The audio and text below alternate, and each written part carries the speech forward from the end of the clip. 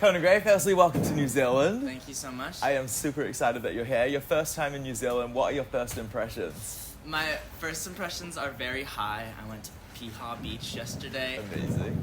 Took all my clothes off, ran around. I got in the freezing cold water, understood why they filmed Lord of the Rings here, understood suddenly why one of the best albums ever of all time, Pure Heroine, was made here. Everything just makes sense now. So you're My a big whole Lord life- fan? Yeah. Okay. Ella Yellico Connor she's me. She's part of your created spirit. me, yeah. I love that. I feel like this year has been a whirlwind for you. There's been Coachella, you played the VMAs.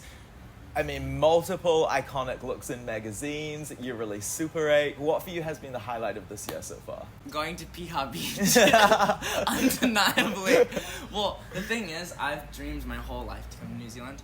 Like, I'm not kidding. Like, out of everywhere I've ever wanted to go in my entire life, it's been New Zealand, and that's been it. Because growing up, I wanted to be a marine biologist. Gotcha. Or just a biologist in general. And the flora and fauna here in New Zealand is very, very interesting and unlike anywhere else on the entire planet. So I'm really happy to be here. To be honest, this is it. This is all I really care about. Who cares about Coachella? And it's quite interesting in New Zealand because there's so many different landscapes. Like, there's the volcanic flora, and then there's, like, I guess, mountainous flora.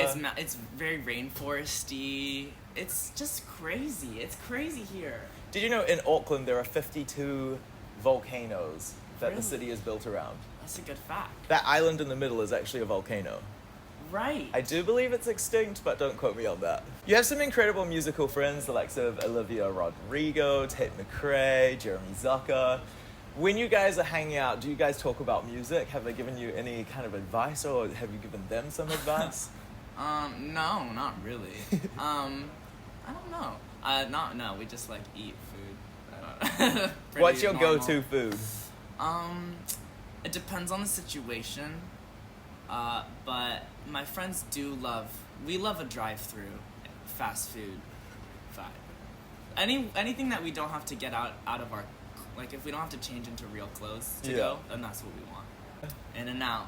It is the gem of California and undeniably my favorite fast food restaurant in California, yeah. What's your go-to if you're going to In-N-Out? A double animal style. Have you been In-N-Out? I've been to In-N-Out, but I don't think I've had a double animal you have style. to get, so animal style is when they get the onions and they chop it up and grill them, so they're like caramelized. It's really good. You have to try it. That sounds like a vibe. I feel like 2022 has been a wild year in terms of music. There's been some iconic collaborations. There's been some incredible albums. I would include Superache in the incredible albums category. Talk to me about what you think is the most iconic musical moment from 2022. Probably the Corn song. Why do you love Conan so much? It's Corn. Like, if you could think of any song this year, it was that song. Yeah. I'm not like that's being dead serious. Like, what the fuck was the other songs? I have no fucking clue. I haven't heard a single good song this year. Did Taylor Swift even release an album? I I don't know. I was was just it the listening Corn to Korn. song? Who Maybe knows? Taylor Swift wrote it. You know, that would make a lot of sense. It would. That would make a lot of sense, yeah. So you released Superache back in July. Incredible album. Thank you. Are you working on new music at the moment? I am. I'm always writing. Yeah. And yeah, I got some tricks up my sleeve. No, Is this an Easter egg? No, yeah, I'm writing. I'm always writing. But at the moment, I'm mostly on tour.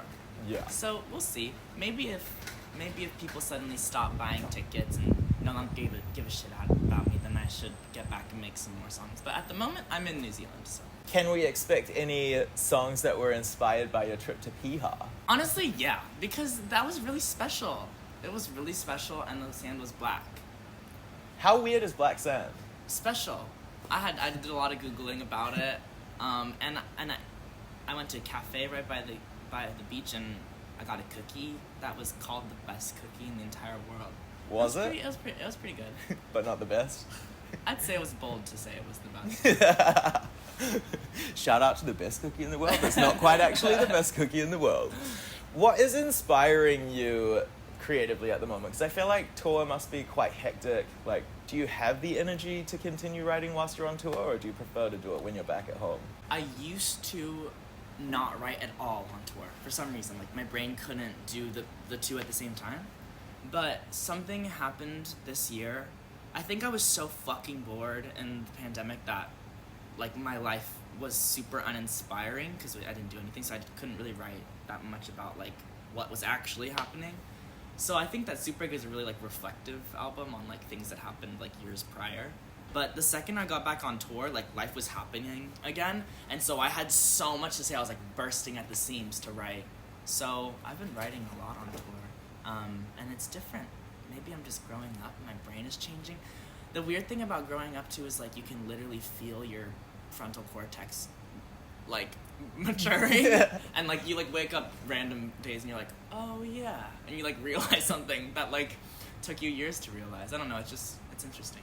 I find that weird with music as well. Like, someone will write a song about something that's happened in their own life, and you'll be listening to it, and you're like, oh shit, that makes sense of, like, something that you've either experienced recently or something that you've been trying to figure out. Yeah, and someone puts it into words, and you're like, yeah. Thank you so much for doing Thanks that. for that, yeah. I've been confused for years, thinking about getting a therapist, but now I'm like, all good. Who needs that? So wild. How was that time in lockdown? Obviously, no one's going anywhere or doing anything. Do you think that impacted... Well, obviously it did impact your creativity. But then when you got back on the road and were able to travel again, did it make it more special? Yes. I think when I first started touring, I was 19, and it was really, really busy, and it was like that for, like, you know, years, and just back-to-back, and it was terrifying to me. And by the end of it, I was really burnt out, and obviously so grateful to be able to tour, but like it was such a huge change, and I don't think I really knew how to process it. And then I got to spend 2 years processing it and being like, oh, that's so like crazy. And then once I got back, you know, last year and started touring, I've been on tour this whole year, everything's so different to me now. The way that I see it, the way that I get to experience like music with people and going to see all these new places. I really took being able to go places and see new things for granted, and I don't know, it's like a completely different light now, and I'm just so happy that I get to experience life again, because you take it for granted. 100%. It was so weird also, like, never in my lifetime would I have expected that I would be stuck in one place, like, literally not even able to leave the house. Yeah. No. So bizarre. Yeah, and I went senile. I went crazy. Yeah. I think a lot of people would be able to relate to that. Yes.